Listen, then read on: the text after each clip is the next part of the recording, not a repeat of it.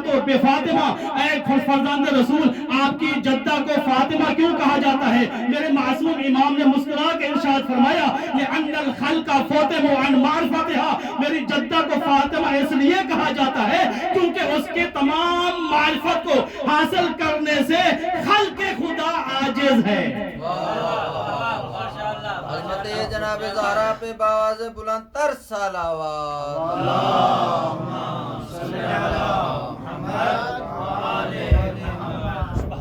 किबला कोई एक पहलू हो अजमत का, कोई दो पहलू हो, कोई तीन पहलू हो, इतने पहलू के जो आदाद शुमार में आ सकते हों, मुमकिन है उनको बयान किया जाए। लेकिन जनाब सैयदा जो फजाइल के एतबार से, जिनके फजाइल समंदर हैं, फजाइल कैसे बयान करें? अब कोई खतीब आकर मिंबर पे बैठे और कहे कि मैंने जनाब सैयदा के फजाइल को बयान करना है, उनकी आज़मतों को बयान करना है, उनके कमालात को बयान करना है, उनके मनाक़िब का जिक्र करना है, वो क्या बयान करेगा? कार रिसालत में बीबी का क्या किरदार था, इसको बयान करे। कार इमामत में बीबी का क्या किरदार था, इसको बयान करे।